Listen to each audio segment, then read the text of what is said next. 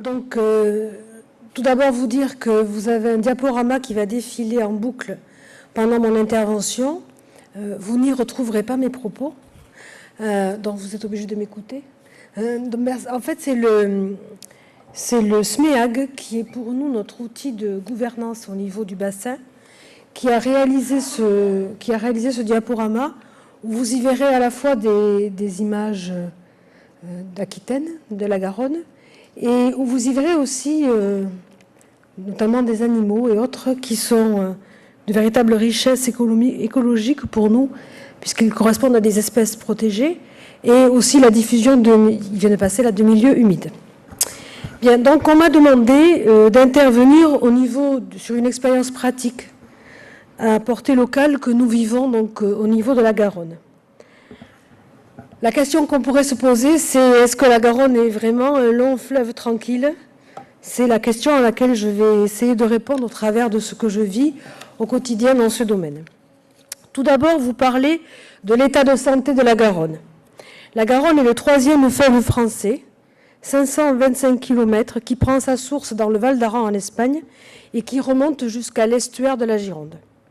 Elle traverse donc 2 régions, l'Aquitaine et Midi-Pyrénées, qui sont donc partenaires dans la gestion de ce bassin. 4 départements et 2 métropoles régionales que sont Toulouse et Bordeaux. Elle abrite donc plus de 2,5 millions d'habitants sur ses berges. Nous allons d'abord parler de la qualité des eaux. Le fleuve et ses nappes d'accompagnement approvisionnent 1 million de personnes en eau potable. Des ressources en eau qui sont dégradées à partir de Toulouse. Dégradées pourquoi? Par la présence chronique de teneurs en nitrates et en produits phytosanitaires que l'on doit en partie à l'activité agricole. Les effluents vitivinicoles affectent plusieurs affluents de la Garonne girondine. Dégradation aussi de la qualité en aval des pôles urbains. La présence de polluants émergeant dans les sédiments et le bouchon vaseux sur la partie aval de la Garonne, soumise à la marée, ont entraîné l'interdiction de consommation de certaines espèces piscicoles, les anguilles notamment, et dans lequel les taux d'oxygène peuvent s'effondrer lorsque les débits diminuent. Ça, c'est pour la qualité de l'eau. Au niveau de la quantité de l'eau, les étiages sévères, récurrents et étendus ont été mis en place. À la fin de l'été 2012, après la sécheresse de 2003, nous en avons eu 2 illustrations, avec le dépassement à plusieurs reprises du seuil d'alerte sur plusieurs points du fleuve. Ceci a donc nécessité des déstockages d'eau, soutien d'étiage, à partir des réserves hydroélectriques pyrénéennes pour maintenir les débits minimums qui étaient donc menacés. Nous avons aussi des zones majoritairement déficitaires et sous dépendance des affluents soumises à une demande pour l'irrigation et à la production électrique.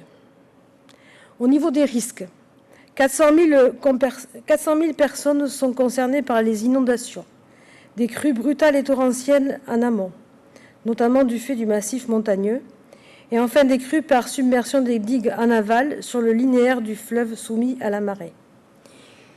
Mais nous avons aussi des richesses écologiques. 2500 km² de zones humides, de zones naturelles, dont 900 km² en zone humide. 8% du territoire qui est classé au niveau européen en zone Natura 2000. Et puis 8 espèces de poissons migrateurs que vous avez dû voir défiler, présents sur l'axe Garonne. Saumon, truite de mer, lamproie, anguille, alose, esturgeon européen, pour les plus emblématiques, uniques sur la façade atlantique européenne. Nous avons donc des atouts et des problèmes de gestion partagée des usages à résoudre. Pour cela, nous nous sommes dotés donc d'un outil de gouvernance, le SMEAG. Alors, le SMEAG signifie Syndicat mixte d'études et d'aménagement de la Garonne, qui, pour nous, est un réel accompagnement du SAGE, dont vous a parlé ce matin M. Dupuis, c'est-à-dire du schéma d'aménagement de gestion des eaux. Cet outil de gouvernance, le SAGE, parlons-en, Qu'est-ce que c'est, rapidement, puisqu'il vous l'a déjà expliqué? Un document de planification pour organiser la gestion durable de l'eau à l'échelle d'un bassin versant. Comment est-il élaboré? Collectivement, par les élus d'un territoire, les usagers de la ressource.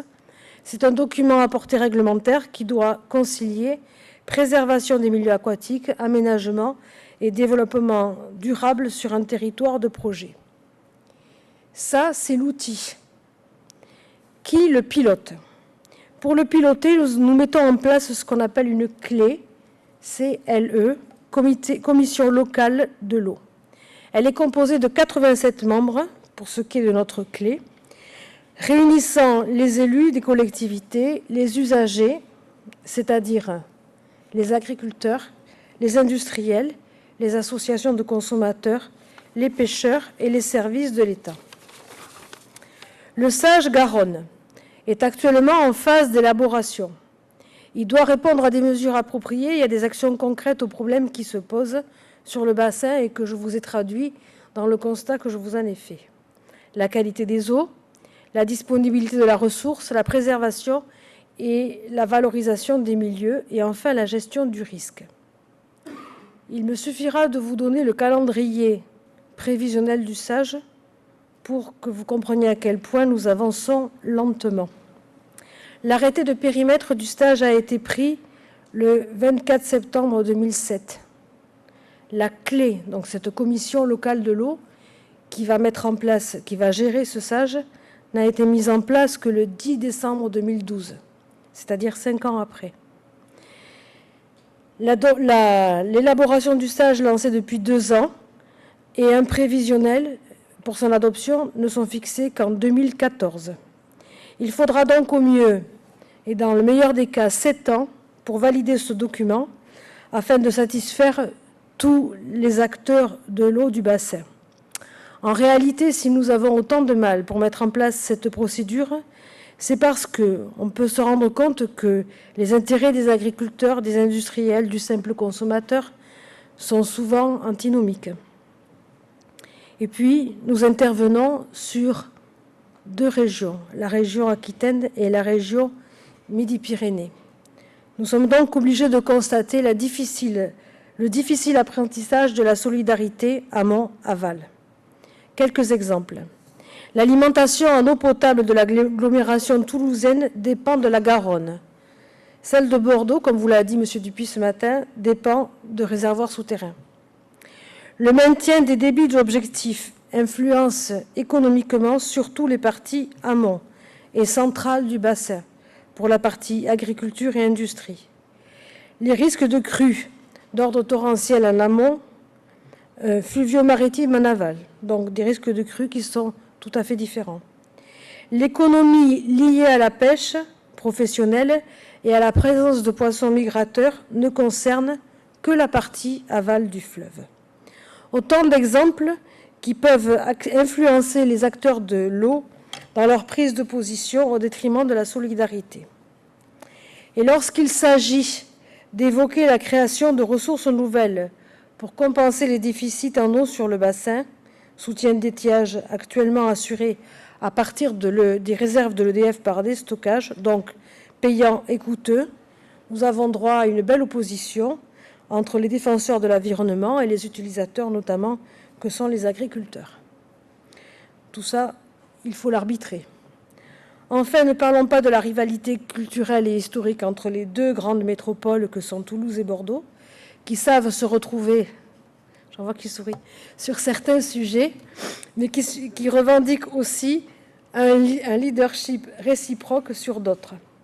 Tout un contexte qui ne facilite pas la prise de décision validée unanimement et qui laisse encore augurer bien des débats et discussions pour une validation finale du schéma dans quelques années. La Garonne n'est décidément pas un long fleuve tranquille.